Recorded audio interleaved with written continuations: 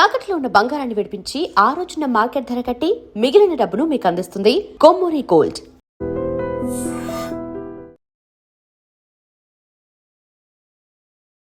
నమస్కారం, welcome to I dream. ధర్మ మార్గం విత్ విజిత కార్యక్రమానికి స్వాగతం.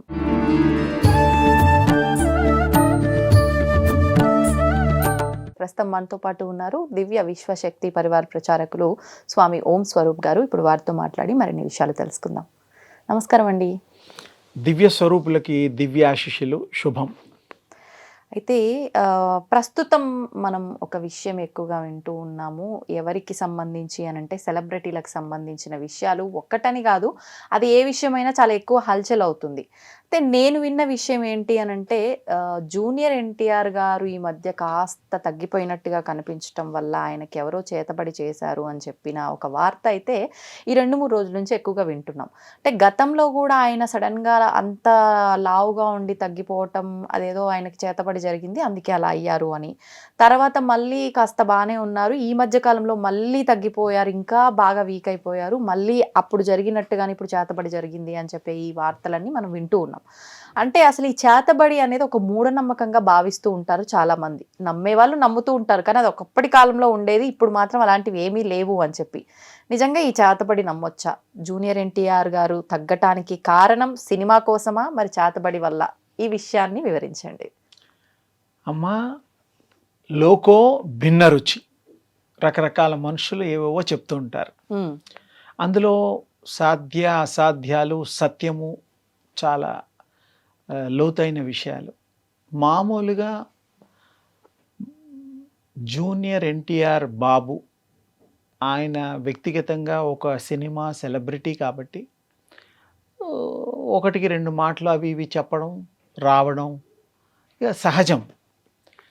ఆయనకి విషయం ఆయనది ప్రస్తావనకి ముందర అసలు చేతబడుల సంగతి మాట్లాడదాం. బడులు అంటే చిన్నప్పుడు చదువుకునే వాళ్ళని దాన్ని కూడా బడులు అనేవారు. చేతబడులు, చేతులతో కార్యక్రమం చేసే దాన్ని చేత అంటే చేయుట అనేటువంటి అర్థం కూడా వస్తుంది. ఏది ఏమైనా అది ఉంది. చేతబడులు అనేటువంటిది ప్రయోగాలు, దుష్ట ప్రయోగాలు అనేటువంటిది ఈ ప్రపంచంలో ఎప్పటి నుంచో ఉంది. ఇప్పటికీ ఉంది. కానీ వాళ్ళకి చేసేవాళ్ళు ఎవరైనా నిష్టగా ఒక పద్ధతి ప్రకారం మంచికి చేయొచ్చు. మంచికి చేతబడులు అంటే చెడు అని కాదు. ఇక్కడ చేసేటువంటి ఏ ప్రయోగమైనా మంచి ప్రయోగాలు చేస్తే భగవంతుడి దృష్టిలో పాపాత్ములు కాకుండా ఉంటారు. ఎవరైనా ఇతరుల చెడు కోరినా, ఇతరుల మీద అసూయ పెంచుకున్నా, అబద్ధాలు చెప్పినా అవి కూడా మంచిది కాదు. మనిషి పురోభివృద్ధికి అది ఆటంకం అవుతుంది. ఈ చేతబడులు అనేటువంటిది ప్రయోగాలు, బాణామతి, చెల్లంగి, బోల్డ్ పేర్లు ఉన్నాయి. అవన్నీ కూడా సత్యమే. కానీ ఇప్పుడు 100లో 1% కూడా లేవు. అదేంటి, ఇంకేంటి 100% లేనట్టే కదా అని అనుకుంటారు. కానీ కోటాను కోట్ల ప్రజల్లో ఏ ఒక్కడో నన్ను కోరడానికి, చేరడానికి ప్రయత్నిస్తున్నాడని గీతాచార్యులు వారు చెప్పారు. అంటే అది కోటాను కోట్లు అంటే 100% అని కాదు, వెరీ రేర్ అని అర్థము.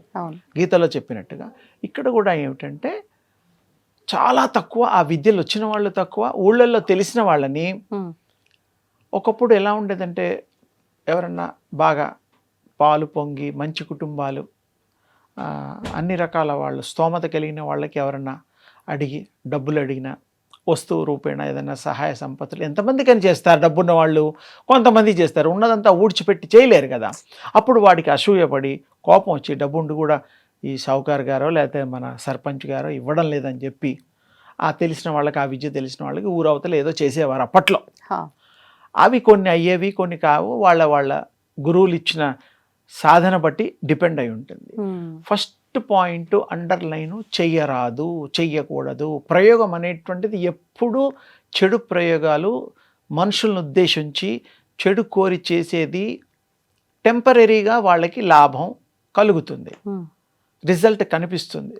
తర్వాత చేయించిన వాళ్ళు, చేసిన వాళ్ళు అడ్రస్ అనేటువంటిది ప్రతివాడికి ఉంటుంది. అది లేకుండా అయిపోతారు. అంటే నష్టపోతారు, చేయరాదు. పూర్వం కూడా ఎన్నో ఉపమానాలు ఉన్నాయి. అందుకని ఒకటి ఇప్పుడు వెరీ రేర్, సిటీలలో ఉండరు, ఏదో ఊళ్ళల్లో కూడా ఉండరు, వాళ్ళు తరిమేస్తున్నారు ఇలాంటి పనులు చేసిన వాళ్ళకి. ఏదో ఇంకెక్కడన్నా అడవులలో ఎక్కడన్నా ఉంటే ఎతికినా దొరకరు నాకు తెలిసి. అంత సత్యదూరం, అది అంత ఈజీ కావు. అందుకని మనం ఆల్మోస్ట్ ఆల్ ప్రయోగాలకి పులి స్టాప్.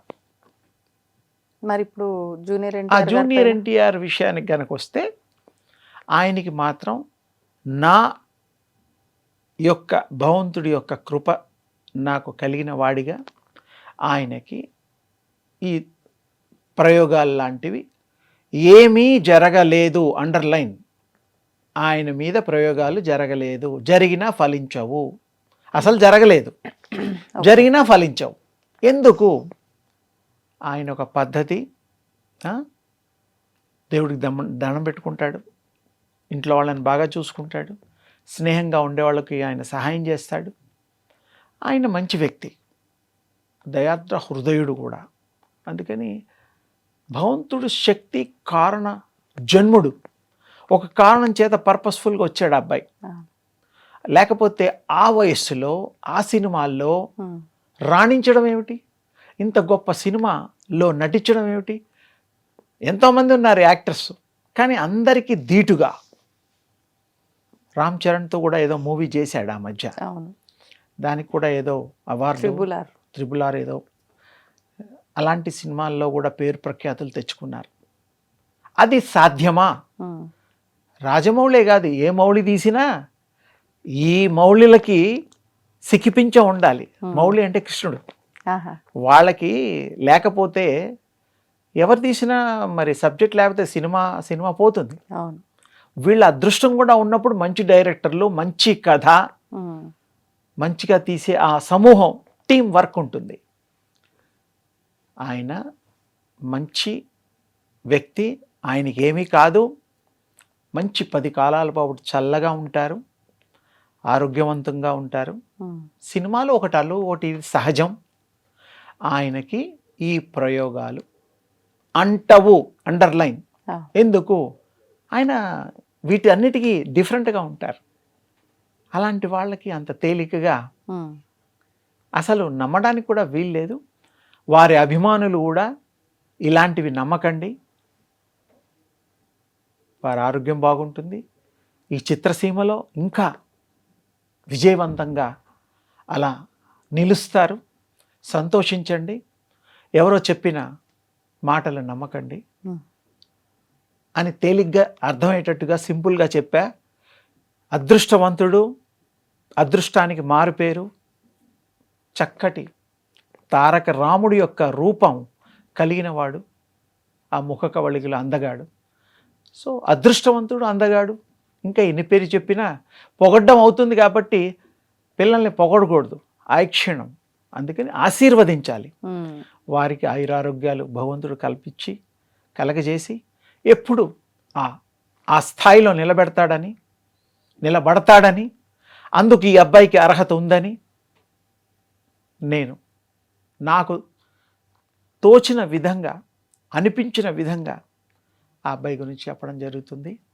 ఆ అబ్బాయి కూడా అన్ని సుఖాలు, భోగాలు, భగవంతుడి యొక్క కృప విశేషంగా కలగాలని నా వంతు నేను ఆశీర్వదిస్తున్నాను.